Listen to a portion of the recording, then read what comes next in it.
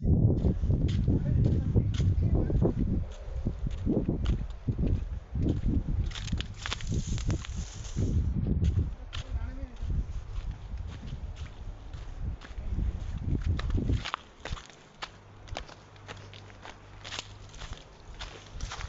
त्यहाँ क्यानलदेखि हिँडेर ढिलो भयो तलबाट अहिले सामान हुन्छ आइयो तब यसको परिपट्टि हो धेरै वर्षौँपछि आइयो यार ओहो है वर्षौँपछि आयो होला 7-8 वर्षपछि आयो होला कहाँ बिर्सिन्छ भने बचपन यहीँ भुलेछ अनि बिर्सिन्छ यार सोल्टे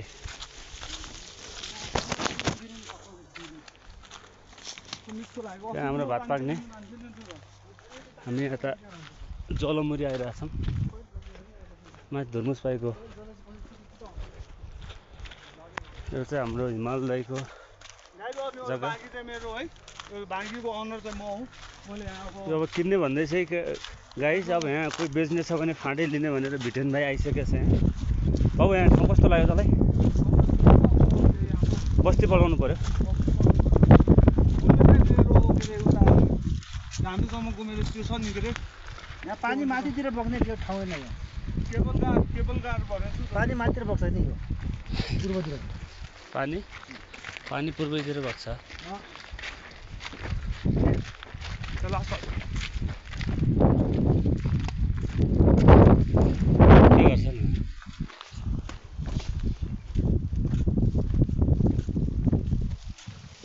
ल गाइस फाइनली हामी आइपुग्यो हाम्रो मामा घरमा यो सबै मामाको जग्गा अघि आउनु भएको थियो माइजू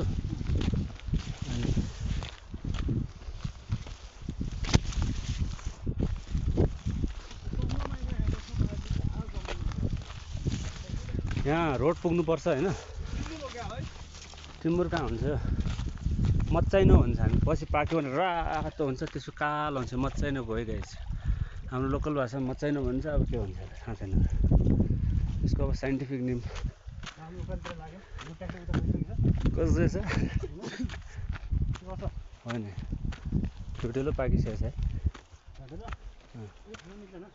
मिल्छ बच्चामा खाएन डन्टेलो यहाँ त हामीले खाना पनि हुन्छ चुकिलो हुँदैन फालिस त्यसले यसको गुलियो गुलियो टाइपको छ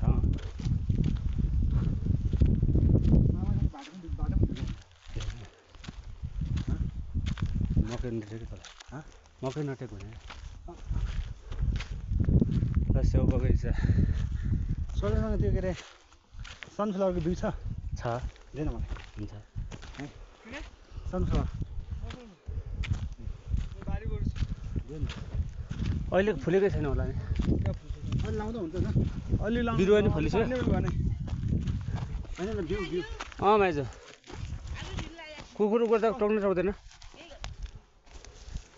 खालि के गर्दैन खालि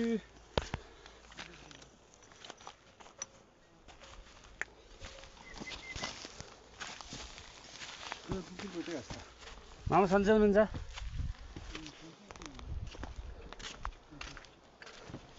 नमस्ते हजुर आलु